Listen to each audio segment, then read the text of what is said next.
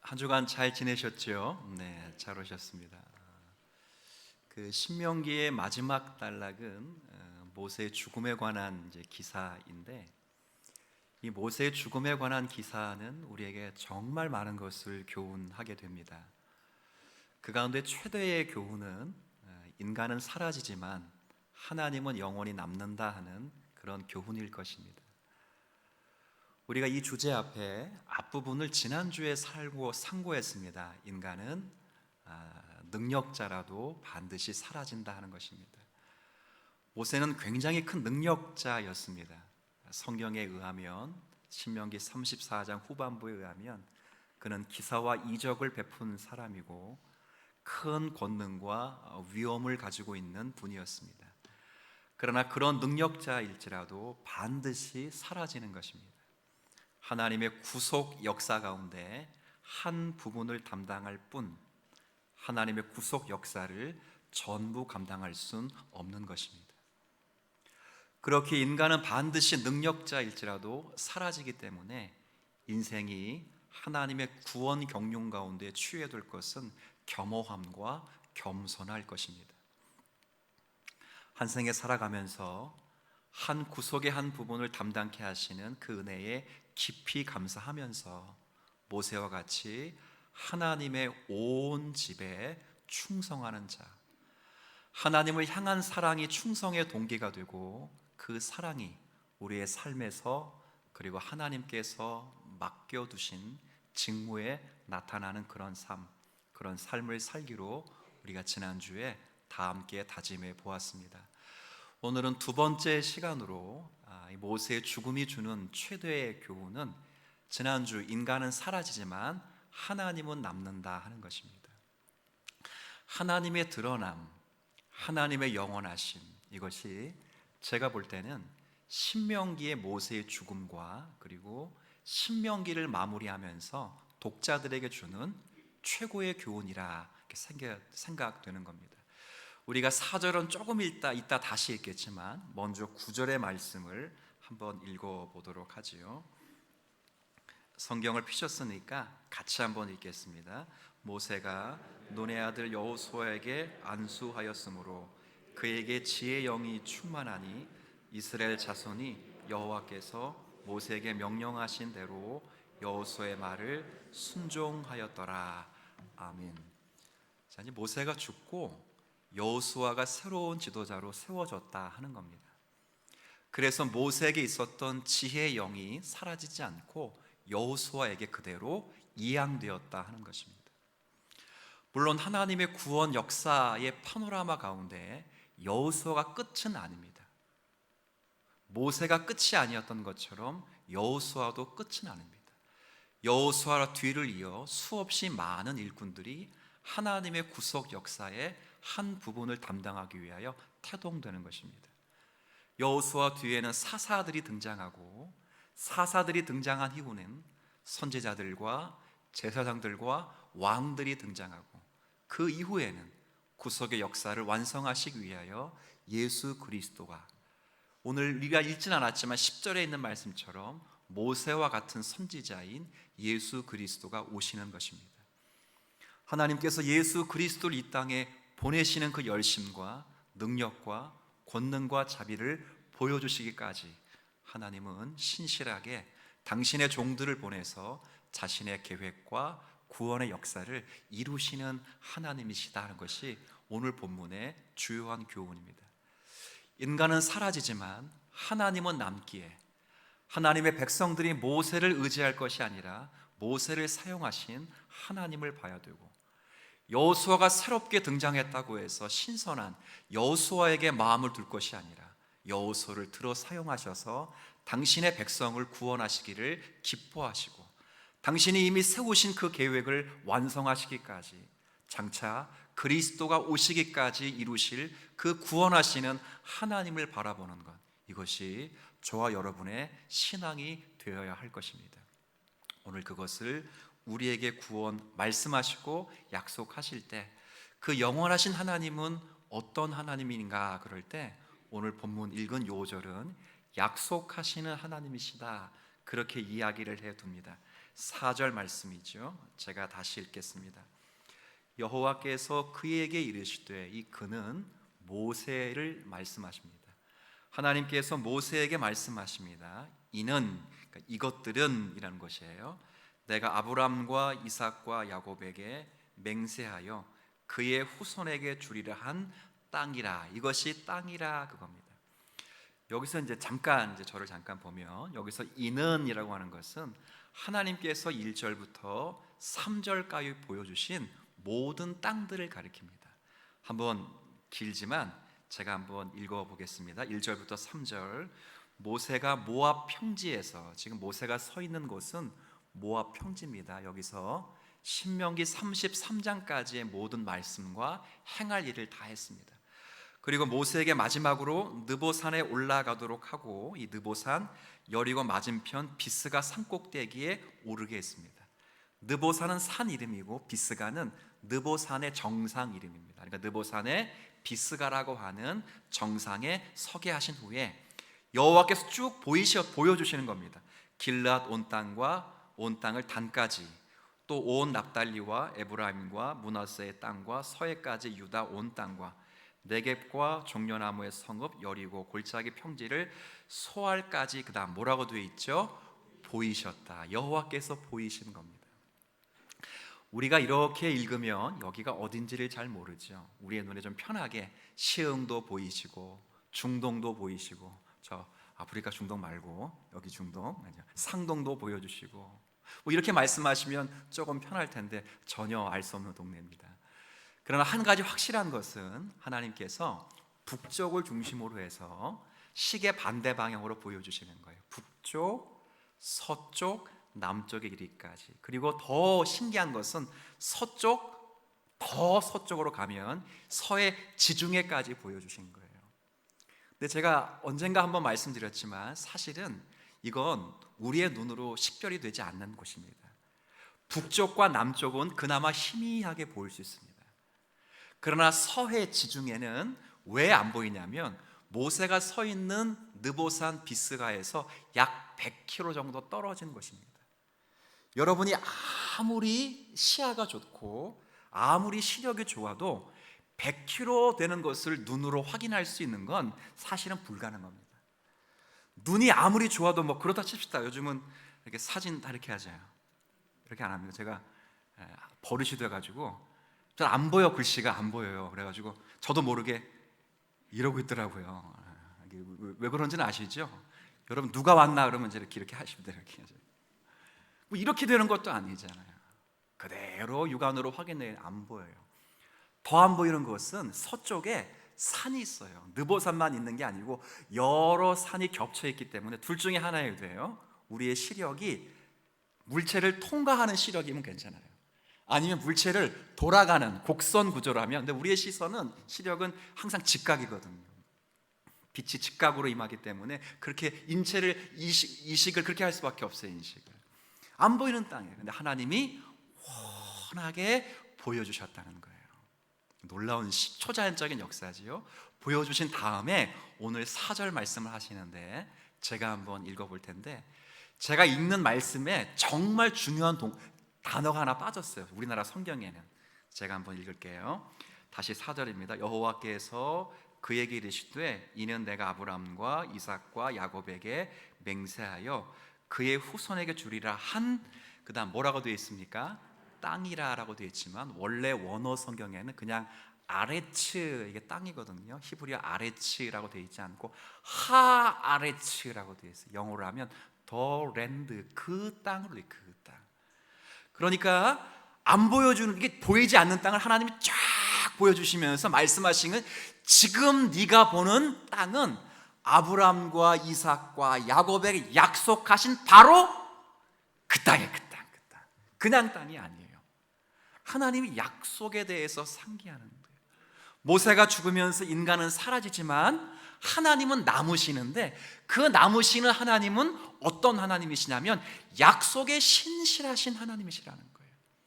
아브라함에게 최초에 지금으로부터 600여 년 전에 이 약속의 말씀을 하시고 600년이 지난 지금에 땅을 훤히 보여주시면서 바로 무슨 땅? 그 땅이에요. 그 땅.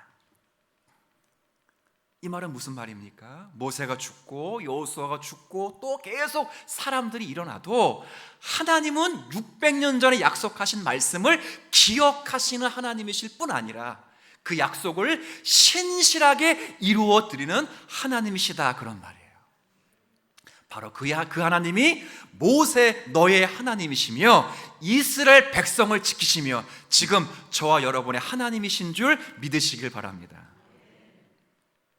여러분이 죽고 다음 세대가 일어나도 그 다음 세대의 다음 세대가 일어나고 사람은 죽을지라도 하나님은 영원하셔서 당신의 교회의 머리가 되셔서 이 교회를 은혜와 진리로 세워가실 줄로 믿습니다. 이런 믿음이 있는 거예요. 모세의 죽음으로 이 사실을 가리키는 거예요. 자, 그러면 이게 이제 그 땅이라고 했으니까 언제적 예언하신 것인가? 600년 전으로 한번 돌아가 보십시다. 창세기 15장의 사건을 제가 여러분에게 설명드릴 텐데 일단 2절 말씀을 같이 한번 읽어보죠. 자, 조금 긴데 한번 읽어보세요. 시작. 이후에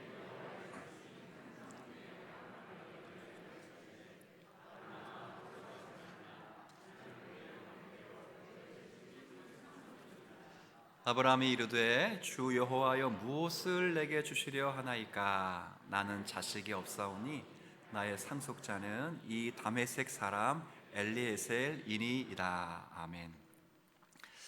자, 이 말씀 한번 제가 좀 설명을 드릴게요. 약간 배경 설명은 필요합니다. 이때는 아브라함이 아니라 이름이 바뀌기 전이니까 발음은 좀 어렵지만 한번 따라 제가 하겠습니다. 아브라함입니다. 아브라함이 자기 조카 롯을 구출하기 위해서 전쟁에 나가서 참전해서 승리한 때예요. 근데 승리는 했지만 정말 큰 전쟁에서 소용돌이 속에서 자신이 굉장히 두려워했던 그때예요. 두려워하고 있었던 때에 하나님이 아브라함에게 나타나셔서 찾아오신 격입니다. 이때 아브라함은 정말 두려워했기 때문에 하나님만이 나의 소망이다라는 마음을 간절히 갖고 있었을 그때예요. 그때 아브라함에게 하나님 나타나서 뭐라 말씀하시죠? 1절에 말씀하시죠. 두려워하지 말라. 두려워하고 있으니까 두려워하지 말라는 거예요. 왜? 내가 너의 방패요 큰 상급. 이 말씀을 들으면 여러분들은 방패라는, 제가 빨간 줄을 쳤기 때문에 혹시 요 뒤에다 말에 포인트를 둘 것 같으니까 미리 방패라는 말이 더 잘 들릴 것 같아요? 상급이라는 말이 잘 들릴 것 같아요? 아니, 여러분 말고 지금 아브라함의 시점에 정말 막 두려워하고 있거든. 막 언제 죽을지 몰라 막. 하나님이 지켜주시겠다, 이게 더 쏠리잖아요. 근데 아브라함은 그 말은 안 들리고 하나님은 뭐라 지극히 큰? 이 말도 제대로 이해한 게 아니에요. 하나님 뭐라 말씀하셨냐면 네가 받아야 될 상은 하나님 나 자신이다, 이렇게 말하는 건데 아브라함은 뭐라고 알아들었냐면 하나님은 뭐 주시는 분이다? 핀트가 안 맞는 거예요. 하나님은 지금 뭐라 말씀하시냐면 너 두렵지? 내가 너의 방패요 상이다. 그러니까 너가 지금 가져야 될 건 무기도 아니고, 너가 지금 가져야 될 지원군도 아니고, 너가 가져야 될 건 지혜도 아니고, 너가 가져야 될 건 지금 딱 하나 있으면 하나님이다. 그분만 족하다. 이렇게 얘기하는 거예요. 근데 아브라함이 듣기로는 잘못 들어가지고 하나님은 뭐 주시는 분이라고요? 상 주시는 분으로 들었어요. 그래서 아브라함이 자기가 받고 싶은 최고의 상을 들이미는 거예요. 최고의 상이 뭐겠어요? 지금 아브라함은 결혼해가지고 90세가 다 됐는데 뭐가 없어요? 자식이 없어요. 자식. 당시 고대 근동에 자식이 없는 건 저주 가운데 저주예요. 조선시대도 뭐 칠거지 가운데 들어가고 막 그랬잖아요, 그죠? 아들 못 낳는 거. 자식이 없어요. 그러니까 하나님이 아들 주시겠다고 말도 안 끊으셨는데 아들 달라고 막 꺼내는 거예요. 2절에 보니까 한번 2절 다시 읽어주세요. 시작. 아브라함에게 이르되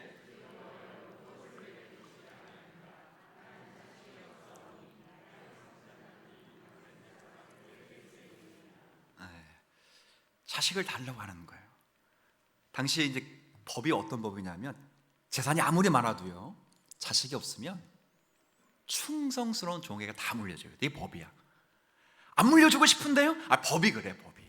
그러니까 자녀가 없으면 말짱, 꽝이야 꽝.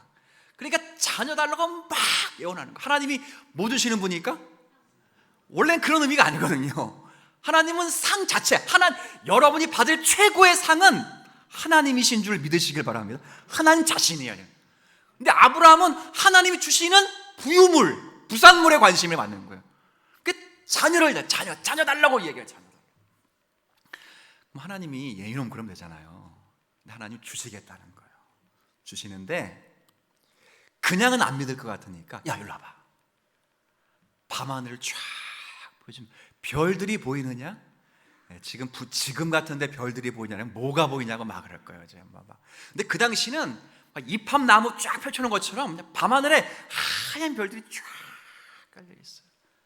그러면서 아브라함에게 하나님 말씀하십니다. 너의 후손이 저 별들과 같이 많을 것이다. 자, 그러면 보통 뭐라고 대답해야 됩니까?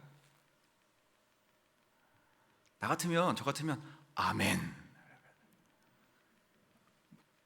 그렇지 않겠어요? 다 보여주셨는데. 근데 아브라함에게 참 감사한 건 믿음이 없었다는 거야. 너무 감사해.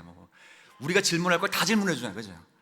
그렇게 말씀하셨는데도 아브라함이 뭐라 말하냐? 그걸 내가 어떻게 믿어요? 그걸 어떻게 믿느냐고? 그걸 내가 어떻게 믿느냐고? 막 이상한 소리를 해야 되는 거죠. 그때 하나님이 아브라함 내 이놈! 그렇게 말씀하지 않고 하나님이 증거를 또 대주셔요. 참 친절하신 하나님이에요. 그 증거를 대주시면 여러 동물들을 다 가져오라고 해놓고 짐승을 반으로 쫙 갈라서 시체들을 벌려놓아라 라고 이야기하셔요. 자, 암소, 암염소, 순양, 산비둘기, 집비둘기 갖고 와가지고 반을 쫙 걸어놨습니다. 피가 흥건해지고 피비린내가 진동하고. 근데 몇 시간이 지났는데 아무 일도 없는 거예요. 내려오는 거는 솔개밖에 없어가지고 그 솔개가 진동한 피비린내를 맡고 그 시체의 주검에 앉은 거예요. 아브라함이 하루 종일 솔개들 쫓느라고 정신이 바빠요. 너무 피곤하지 않아요? 잠이 듭니다. 졸다가 잠이 들다가 깊은 잠이 드는 그때, 밤이 찾아올 때 어떤 신비한 목소리가 들리면서 아브라함에게 하나님 말씀하시는 거예요. 이제 정령이 너가 알지어다 하고 말씀하시면서 아브라함에게 자손을 통한 새로운 민족의 태동을 약속하시는데 이렇게 말씀하십니다. 너는 정령이 알라. 너의 후손이 400년 동안 이방의 객이 되어 고생하겠지만 반드시 내가 그들을 건져 내가 약속하신 그 땅에 들여보낼 것이다. 너는 장수하다가 너의 선조로에 무사히 평안히 돌아가리라 하시고 난 말씀을 하시고 하나님이 횃불 같은 흰 연기 나는 그 불빛이 그 재물 사이로 샤 지나가는 거예요. 여보, 이게 제가 요 이야기하려고 말씀해 왔거든요. 이게 어떤 의미냐면 사실은 이 언약은 고대 근동에서 언약을 체결하는 방식입니다. 한 군주가 자신의 땅을 부하들에게 나눠주면서 체결했던 방식이 짐승을 반으로 쪼개놓고 지나가는 거예요. 나라를 다스리는 군주가 자신의 땅 일부를 자신에게 충성스러운 군사에게 주는 거예요. 이건 네 땅이다. 그리고 이쪽 일부는 이건 네 땅이다 주는 거예요. 이거 굉장히 은혜죠. 근데 은혜인데 그냥 주는 게 아니에요. 군주가 주면서 반드시 전쟁이 일어나면 너는 나를 돕고 그리고 이 땅의 소작물 가운데 얼마를 나에게 주어라 하고 주는 거예요. 그런 다음에 그 짐승의 반쪽인 짐승을 갈라 지나가는 것은 같이 지나가면서 이 언약을 깨는 사람은 신들이 이 시체와 같이 저주하기를 바랍니다 라고 이 약속을 맺는 거예요. 여러분 잘 생각해 보세요. 하나님이 여기를 홀로 지나가셨다는 것은 이 약속은 누가 완성하겠다는 거겠죠? 하나님이 홀로 완성하겠다는 것이고 하나님이 옛 풍습을 가지고 지나가셨다는 것은 하나님이 약속을 안 지키실 일이 없겠습니다마는 혹 내가 약속을 안 지키면 나 여호와가 징벌을 받으리라 라고 하시는 하나님의 의지의 선언이에요. 이거 굉장히 큰 겁니다. 어떤 면에서 큰 거냐면 하나님은 약속을 안 지키실 이유가 없어요. 그분은 신실하신 분이에요. 이것 자체가 모순이에요. 그런데 생각해 보세요. 약속을 하셔도 약속을 받을 자가 형편없으면 약속을 안 지켜도 되잖아요. 누가 뭐라 그러겠어요? 그런데 하나님은 그것도 안 하시겠다는 거예요. 내가 만약에 너희들이 신실하지 못해서 내가 약속을 안 지키면 나 여호와가 찢어지는 시체처럼 피를 절절 흘리는 이 죽은 짐승처럼 나 여호와가 그렇게 죽기를 원하노라 말씀하시는 거예요. 하나님이 그런 결의를 가지신, 그런 결의를. 그 길 지나가신 다음에 하신 말씀이 창세기 15장 18절의 말씀입니다. 여러분 같이 한번 읽어주시겠어요? 읽을 때는 항상 제가 색깔을 강조한 부분에 포인트를 두고 읽으시면 돼요. 시작. 그날에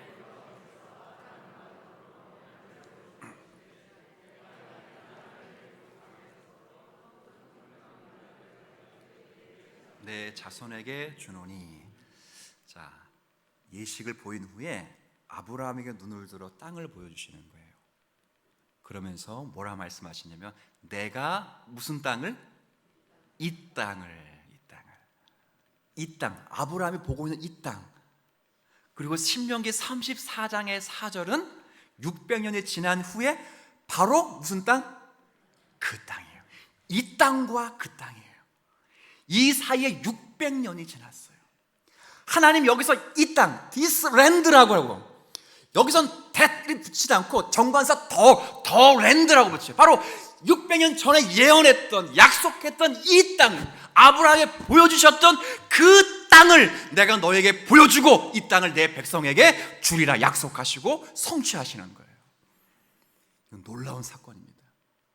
아브라함이 이 약속을 잃어버렸을지라도, 이삭이 이 약속을 기억하지 못했을지라도, 야곱이 이 약속을 다 까먹고 있을지라도, 그리고 400년 동안 이스라엘 백성들이 애굽의 노예 생활하면서 전부 잊고 있을지라도, 수없이 많은 사람이 600년 동안 살고 죽고 반복하면서도, 그러나 그 약속을 신실하게 기억하시고 성취하시는 분은 누구시라고요?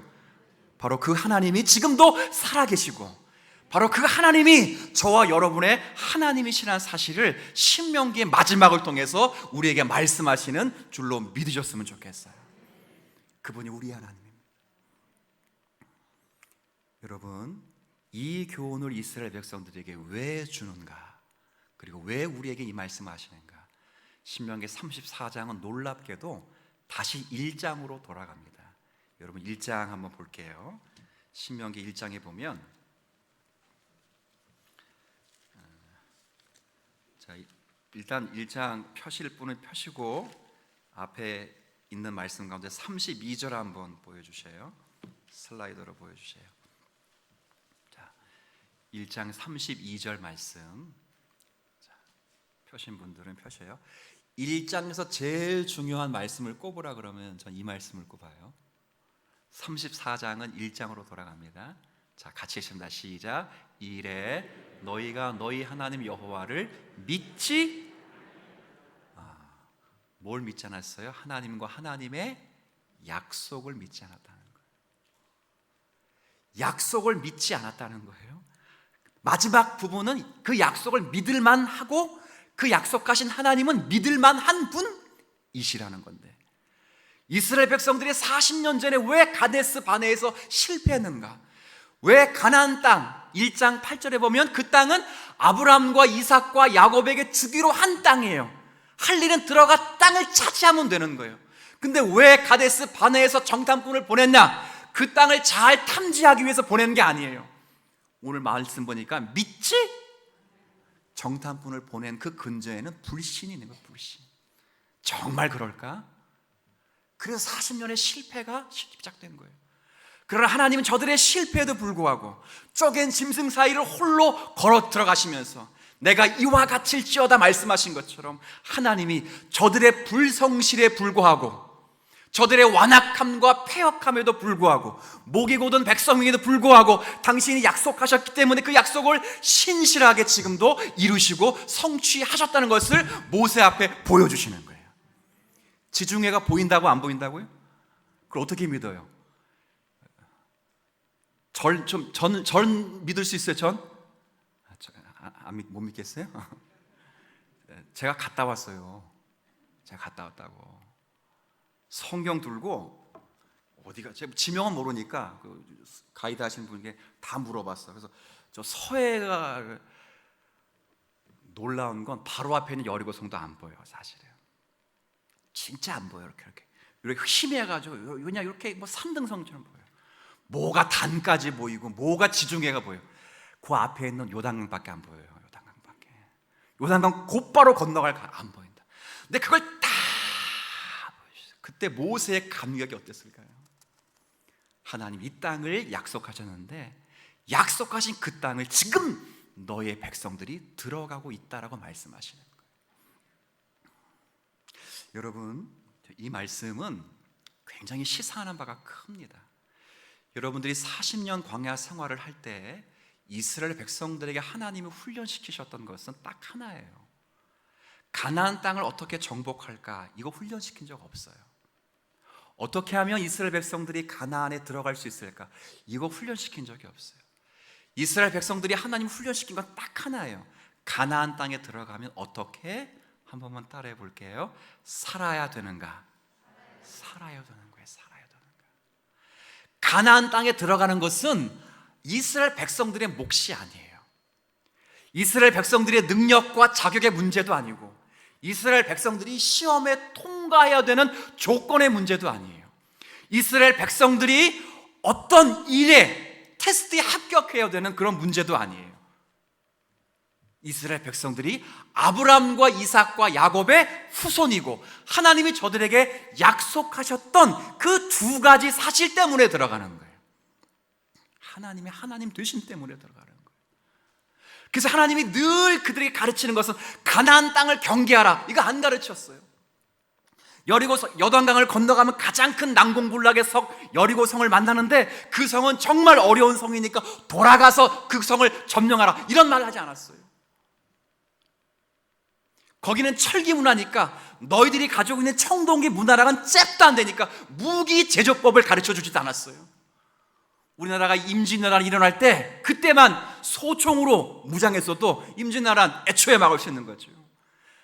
하나님 이스라엘 백성들에게 그런 거 안 가르쳐 주셨다고요.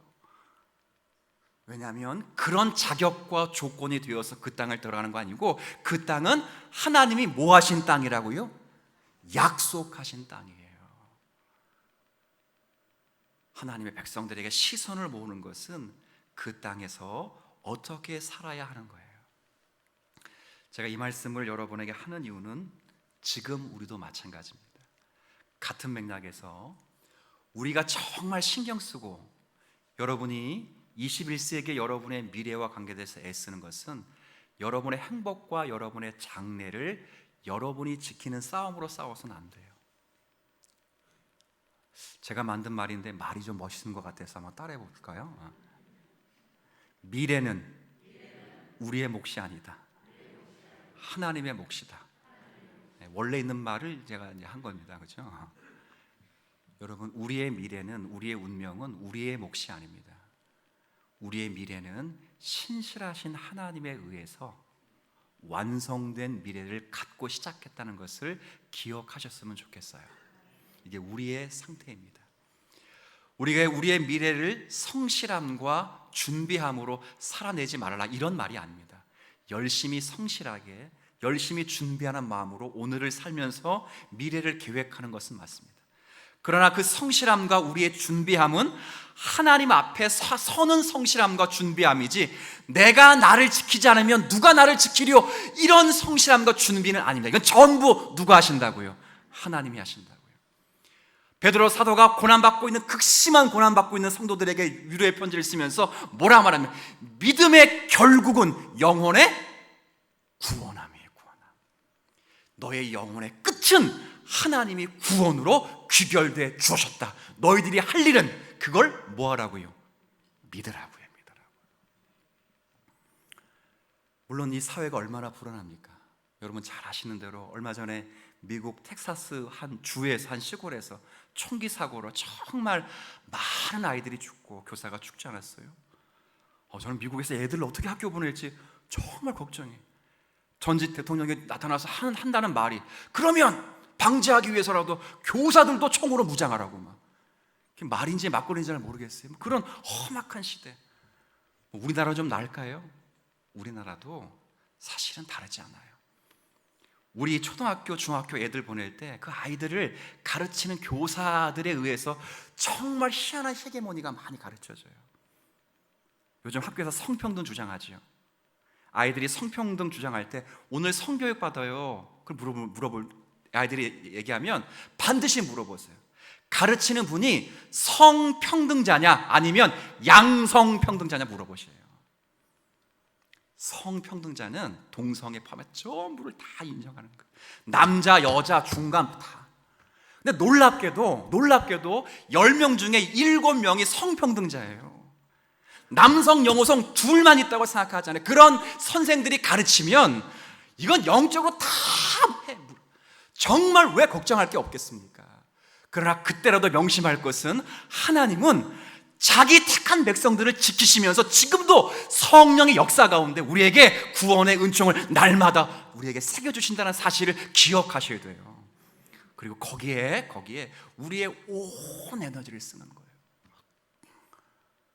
내가 장래에 어떻게 성공할까? 내가 어떻게 장래에 축복을 받을까? 그거 걱정하지 마시고 우리의 믿음의 결국은 영혼의 구원함이라, 그리스도의 장성한 분량할까지 하나님이 채워주실 것을 믿고 그 자리에 서기까지 하나님이 우리를 단련시키시는 그 은혜 앞에 정말 성실하게 어떻게 살아야 되는가? 나를 부르신 하나님이 누구시며 나를 부르시기 위해서 하나님의 행하신 일이 무엇이며 그 행하신 일들을 우리 삶 속에서 어떻게 구현되어지는지를 정말 믿음으로 성실하게 살아내야 되는 거예요. 이게 오늘 마지막 모세의 죽음을 통해서 하나님께서 이스라엘 백성들에게 주시는 교훈이 아닐까, 저는 그렇게 생각을 하고 있는 것입니다. 여러분, 똑같아요. 이스라엘 백성들의 남다름이 뭐냐면 이스라엘 백성들은 하나님이 편들어 주시는 거거든요. 일부 예배 때도 그런 말씀을 드렸는데, 여러분 그 이스라엘이라는 이름의 뜻이 뭐죠? 이스라엘의 이름의 뜻은 하나님과 겨루어서 이겼다는 거예요. 유치하지만 설명을 해볼게요. 만약에 제가 중학생이라면 어떤 남자와 싸웠어요. 근데 제가 졌어요. 그러면 평생 3학년 중학교 다니는 내내 그 친구 뭐 해야 돼요? 제가 뭐예요? 꼬봉해야죠. 그 사람 편들어줘야 되는 거예요. 하나님이 이스라엘 백성들에게 이스라엘의 이름을 붙여줬다는 것은 하나님이 일방적으로 너에게 편을 들어주기 약속하시는 거예요. 야곱이 하나님을 어떻게 이기겠어요? 액면 그대로 하나님이 이건 질 수 없는 게임이지만 하나님이 지심으로 그의 이름을 바꿔주셔서 하나님이 야곱에게 이스라엘을 넌 하나님과 싸워서 이겼으니 난 졌으니까 평생 너를 복주며 너의 구원과 너의 영생을 책임지기 위하여 내가 내 언약을 시행하시겠다 약속하시는 거예요. 엄중한 사회가 엄중한. 똑같아요. 영적 이스라엘인 이 신약의 교회도 하나님이 여러분을 편들어 주시는 분으로 계심을 믿으셨으면 좋겠어요. 하나님을 내 편으로 만드는 것으로 시작되는 종교가 아니에요. 우린 불교가 아니에요. 하나님이 내 편을 되기 위해서 내가 뭘 해야 되는 종교가 아니라 하나님이 내 편이 되셨다는 것으로 시작되는 종교가 기독교임을 믿으셨으면 좋겠어요. 시작 자체가 다른 거예요. 출발 자체가 다른 거예요.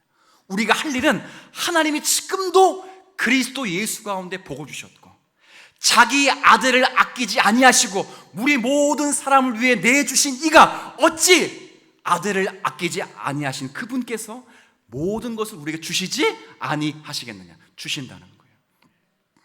아들을 주셨으면 뭘 아낄 게 더 있겠습니까? 하나님께서 대한민국을 주셨다면 아직 아낀 게 많죠. 미국도 있고 러시아도 있고 다 있잖아요. 이 세상을 만물을 세상의 말씀으로 창조하시고 당신의 본체이신 영광의 형상이신 하나님이 자기 아들을 주셨다면 더 이상 줄 것이 없는 거예요. 아낄 것이 없는 거예요. 그렇게 하시겠다는 거예요. 제가 이 말씀으로 여러분에 권면하고 싶은 것은 하나 더 있습니다. 우리의 믿음은 이제 어디다 써먹어야 되는가, 이거 꼭 기억하십시오. 한 번만 더 따라할게요. 그러니까 믿음은 약속에 써먹어야 된다. 믿음은 어디다 써먹으라고요? 엉뚱한 데 써먹지 마세요. 안 믿겨지니까 믿습니다. 안 믿어져. 그래도 믿음은 이미 약속하신 약속에 써먹어야 돼요. 여러분의 욕망과 여러분의 소원에 써먹지 말고, 여러분이 바라고 하고 싶은 거 거기다 써먹지 말고, 여러분에게 하나님이 약속하신 약속의 말씀에 뭘 써먹으라고요? 걷다 믿음을 써먹으라. 걷다가. 제가 어떻게 이걸 잘 이해시킬까 하다가 유치하지만 이런 유치한 방법을 예를 설명해 드릴 거예요.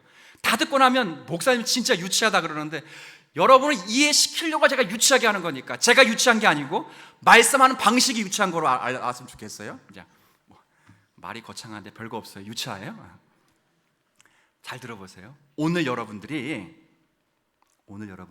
예배 끝나고 식사 다 하고 오후 5시에 부천역에서 하나님을 만난다고, 그러니까 하나님께서 오후 5시에 부천역에서 만나자라고 하나님이 약속을 했다고 합시다. 여러분에게 약속을 했어요.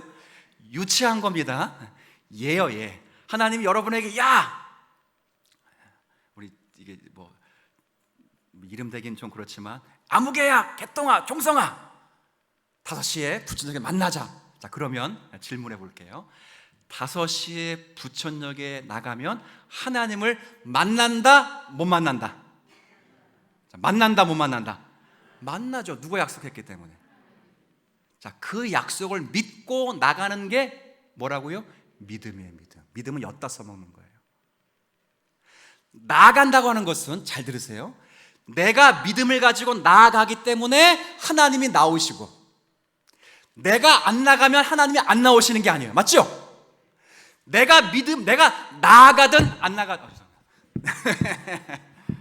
늘 부자연스러워요. 뭐 제대로 하는 게 뭐 있나? 뭐지 맨날 허접해가지고 엉뚱한 건드리고. 내가 나아가든 안 나가든, 믿음을 발휘하든 안 발휘하든, 하나님은 항상 그 자리에 5시에 계신다, 안 계신다? 계셔요. 맞죠? 자, 거기다 지금 뭘 써먹어야 된다고? 약속에? 왜? 약속은 신실하시고 영원하시니까. 맞죠? 자, 그러면 보세요. 그 다음 말이 더 중요해요. 그래서 믿음을 써먹어서, 약속에 써먹어서 내가 나가면 하나님을 만나서, 그리고 그 하나님 약속하신 것을 내가 누리는 거예요. 맞죠? 내가 나갔기 때문에 약속이 생기거나, 내가 안 나가기 때문에 약속이 취소되는 게 아니에요. 내가 나가든 안 나가든 하나님이 5시에 계시는 것처럼, 하나님이 거기 계시면 내가 나가든 안 나가든 약속은 항상 있는 거예요. 항상 있는 거. 단지 내가 나가면 하나님을 만나기 때문에 그 약속을 내가 누리는 것이고, 내가 안 나가면 하나님을 못 만났기 때문에 그 약속을 내가 못 누리는 거예요. 맞아요, 틀려요? 그래서 우리 모두는 믿음을 약속에 써먹어서 그 하나님을 만나고 약속을 누리셔야 되는 거예요. 맞습니까? 여기에 실패한다. 여기에. 그러니까 가나안 땅은 어떻게 정복해야지 걱정하지 말라니까요. 여호수아 지금 읽고 있어요. 여리고에서 어떻게 무너집니까? 화살 한 번 안 썼다고요.